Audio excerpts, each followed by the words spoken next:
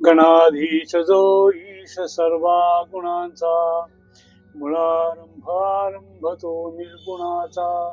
नमो शारदा मूळ चत्वारी वाचा, नमो पंथानंत या राघवाचा. सद्गुरु गुरुजींना नमस्कार करून, पतंजली धन्वंतरींना नमस्कार करून आजचं सुरू करू. चहा घेता घेता सहजच आज विषय आहे योग. आज आपण योगावर बोलणार आणि तोच विषय आपण पुढेही चालू ठेवू. त्यामुळे आज आपण अष्टांग योग यापासून सुरुवात करू.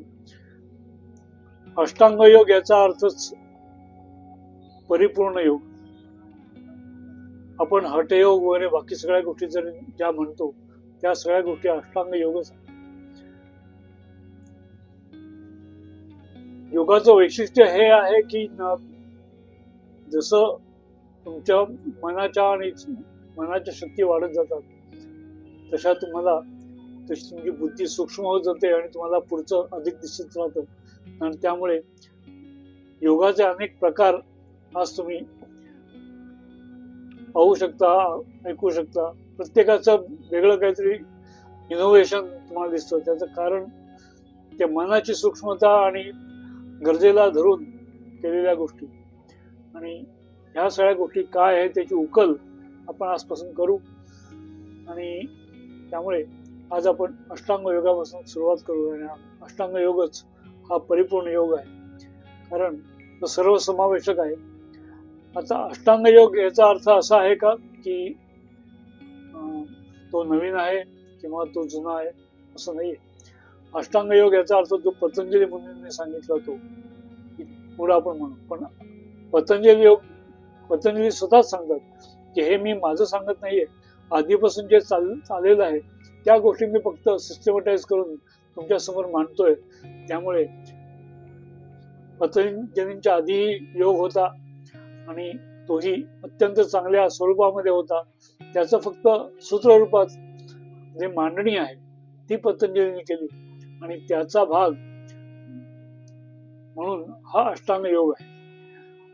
पतंजलींनी योगाचा विचार सांगताना 3 गोष्टी सांगितल्या. एक तर मनाची जर तीव्रता असेल तर तीव्र संवेग हा एकच मुख्य आहे आणि त्याच्यामुळेच योग साधता येतो. त्यांच्यासाठी बाकी कशाची गरज लागत नाही. त्यांना योग फक्त सांगण्याची आवश्यकता की ते त्याच्यामध्ये लागलेच असतात.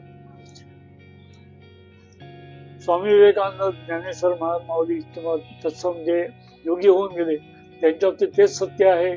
कारण ती माती तयारच होती, आकारही तयारच होता, फक्त त्यांचं देवत्व बाकी होतं. हे सद्गुरूंनी प्रदान केल्याबरोबर सगळ्या गोष्टी सुरू झाल्या. तसंच सगळ्यांचं असं नाही. त्यामुळे बाकीच्या आणखीन 2 गोष्टी पतंजलीने सांगितल्या. त्यातली एक गोष्ट म्हणजे क्रियायोग आणि दुसरी गोष्ट सांगितली ती म्हणजे अष्टांग योग. अष्टांग योग हा तुमच्या आमच्यासाठी सर्वसामान्यांसाठी चांगला आहे. तर त्या गोष्टींचा आपण विचार करू. अष्टांग योग सांगितल्यानंतर पुन्हा मी क्रियायोग म्हणजे काय हा मी विषय परत सांगेन. पण आत्ता आपण अष्टांग योग थोडाच पाहू. आणि अष्टांग योग हा विषय बघण्याआधी आपण एक सोपा नेहमी चर्चेला जाणारा विषय म्हणजे योग म्हणजे काय. तर योगाचा अर्थ म्हणजे समाधी, योग समाधी असंच त्यांनी म्हटलेलं आहे. त्यामुळे योग याचा अर्थच समाधी.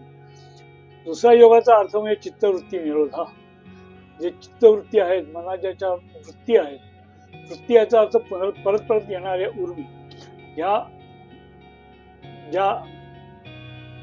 त्यांचा निरोध केला. निरोध याचा अर्थ बंद नव्हे, चॅनलाइज करणं, त्यांना सिस्टमॅटाइज करणं, त्यांना विशिष्ट अशी बांधणी देणं आणि त्यांचा जो प्रवाह आहे योग्य प्रकारे करणं आणि जेणेकरून तो जीवन प्रवाह उत्तम करेल आणि त्यामुळे योगाची म्हणजे समाधीची प्राप्ती होईल. त्याला योग म्हटलेला आहे. चित्तवृत्तींचा निरोध करणं याचा अर्थ विरोध नव्हे, तो निरोध याचा अर्थ निश्चयाने आणि व्यवस्थितपणे त्याचा चॅनलाइज करणे हा शब्द सध्या मी वापरतोय.